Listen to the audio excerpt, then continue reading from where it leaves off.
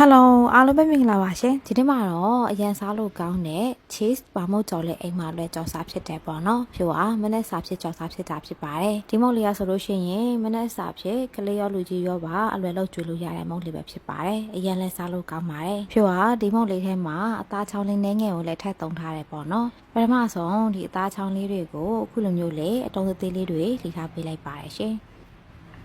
ဒီမော်လေးရဆိုလို့ရှိရင်တော်တော်လေးကိုစားလို့ကောင်းပါတယ်ဖြိုးတယ်လဲပေါ်မှာတွေ့လို့တစ်စစ်ပြန်လုံးစားကြည့်တာပေါ့နော်လုံနီလေးရဆိုလို့ရှိရင်လည်းအရင်လွယ်တယ်ပေါ့နော်ကလေးလေးတွေလောက်ကြည့်မယ်ဆိုလို့ရှိရင်လည်းအရင်ကြိုက်ကြမှာသိချပါတယ်ကဲပြီးရင်တော့ဖြိုးတို့ဒီအသားချောင်းလေးကိုနည်းနည်းလေးပူသွားအောင်ပေါ့နော်ကြော်ပေးလိုက်ပါမယ်ဒီအသားချောင်းလေးကိုကြော်ပေးရန်အတွက်အိုးဘူးထဲကိုထောပတ်ခဲတဲ့နှင်းငယ်ကိုထည့်ပေးလိုက်ပါရရှင်ဒီနေရာမှာထောပတ်မရှိရင်ရိုးရိုးစီကိုထည့်ပြီးတော့ကြော်ပေးမယ်ဆိုလည်းရပါရဲ့နော်ထောပတ်ခဲလေးကပြောလာပြီဆိုတော့ဖြိုးကခဏလှီထားတဲ့အသားချောင်းလေးတွေကိုထည့်ပြီးတော့ကြော်ထားပေးလိုက်ပါတယ်ခဏလောက်ကြော်ပေးရနဲ့သူ့ရဲ့ဖြိုးက KN chili sauce လေးနဲ့ငယ်ကိုထည့်ပြီးတော့သမတွားအောင်ပြန်ပြီးတော့မှွေထားပေးလိုက်ပါတယ်ရှင်အားလုံးလည်းသမပြီးတော့နည်းနည်းလေးမှွေးလာပြီဆိုလို့ရှိရင်တော့ရပါပြီเนาะဒီနေ့ဟာဆိုလို့ရှိရင်တော့မျိုးပေါ်ချပြရပါပြီပြီးရင်တော့ဖြိုးစပြီးတော့ပါမုတ်ကိုအစားတုပ်ပေးရန်အတွက်ပေါ့เนาะပါမုတ်ကိုဖြိုးတို့ဒီနဘေးကရင့်နေတဲ့အယောင်လေးတွေကိုလှီထုတ်ပေးလိုက်ပါမယ်เนาะအရောင်လေးတွေကိုလှိထုတ်ပြရတဲ့ဖြိုးကဒလိတ်လုံးလေးနဲ့ပါမုတ်ကိုလှိပ်ပေးလိုက်ပါတယ်ရှင်ဒီနေရာမှာလက်လက်နဲ့ဖိမယ်ဆိုလည်းရတယ်ပေါ့နော်ဖြိုးကတော့အိမ်မှာဒလိတ်လုံးလေးရှိတာနဲ့ဒီဒလိတ်လုံးလေးနဲ့အခုလိုမျိုးလေးပြားသွားတဲ့အထိပေါ့နော်လှိပ်ထားပေးလိုက်ပါတယ်ကဲပါမုတ်ကအခုလိုမျိုးလေးပြားသွားပြီဆိုလို့ရှိရင်တော့ဖြိုးတို့ခုနကကြော်ထားတဲ့ဒီအသားလုံးလေးတွေကိုပေါ့နော်အစာဖြစ်အထဲမှာကိုလိုအဲ့ဒါလောက်လေးထည့်ပေးလိုက်မယ်ပြီးလို့ရှိရင်တော့ cheese လေးနဲ့ငယ်ကိုပါအပေါ်မှာအုပ်ပေးလိုက်ပါမယ်နော်ပြရတဲ့ဖြိုးကဒီနဘေးမှာပေါ့နော်ခလောက်ထားတဲ့ကြက်ဥရည်လေးနဲ့ငယ်ကိုတုပ်ပေးလိုက်တယ်ပြီးရနဲ့အခုလိုမျိုးလေးပေါ့နော်3 cup ပုံစံလေးခောက်ပြီးတော့နှစ်ဘေးမှာခရင်လေးနဲ့အနားလေးတွေကိုတင်ထားပေးလိုက်ပါတယ်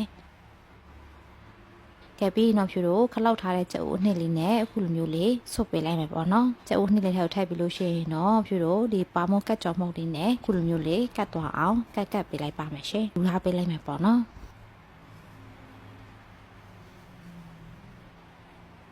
ဒီနေ့ဟာလေးဆိုလို့ရှိရင်တော့တခုပြီးပါပြီเนาะအားလုံးလည်းဖြိုးတို့အစာသွတ်လုပ်ပြီးပြီဆိုလို့ရှိရင်တော့စပြီးတော့ကြော်ပေးရတဲ့အတွက်စီကိုအရင်ပူအောင်တယ်မယ်စီလေးပူလာပြီဆိုလို့ရှိရင်တော့ဖြိုးတို့ခဏကအစာသွတ်ထားတဲ့ပါမုတ်လေးတွေကိုထည့်ပြီးတော့ကြော်ထားပေးလိုက်ပါမယ်ရှင်သူကဆန်ဝစ်နဲ့လက်စင်တူတယ်ပေါ့เนาะရတာကတော့တော်တော်လေးကိုကောင်းပါတယ်ဒီမှာဆိုလို့ရှိရင်ဖြိုး9လုံးလောက်ကိုကြော်ထားတယ်ပေါ့เนาะစားလို့မကောင်းလုံးတင်ထားလိုက်တာဒီနေ့မောင်လေးအိတ်ကိုလာလိုက်တာနဲ့သူ့ကိုကြွေလိုက်တာသူလည်းတော်တော်လေးကိုကြိုက်ပါတယ်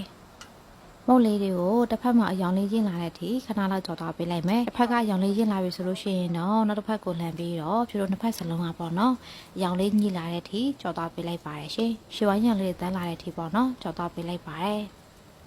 ကဲအခုလိုမျိုးလေးရွှေဝိုင်းရောင်လေးတန်းပြီးတော့ကျွတ်ကျွတ်ကလေးဖြစ်နေပြီဆိုလို့ရှိရင်တော့ရပါပြီနော်ဒီနေ့ဟာဆိုလို့ရှိရင်တော့အရင်စားလို့ကောင်းတယ်ဖြိုးတို့ရဲ့ပါမို့ cheese ကြော်လေးကတော့စားဖို့စစ်စစ်ဖြစ်နေပါပြီရှင်စားလို့လည်းကောင်းပြီးတော့လုံနေလေးရတယ်လွယ်ကူတာမို့ဒီဗီဒီယိုလေးကအားလုံးအတွက်အဆင်ပြေမှလို့မျှော်လင့်ပါတယ်ရှင်ကဲဒီနေ့ရဲ့ဗီဒီယိုလေးကတော့ဒီလောက်ပါပဲနော်ကဲဒါဆိုဖြိုးနောက်ဗီဒီယိုတစ်တွေမှာပြန်ဆောင်ကြမယ်နော်အားလုံးပဲဘိုင်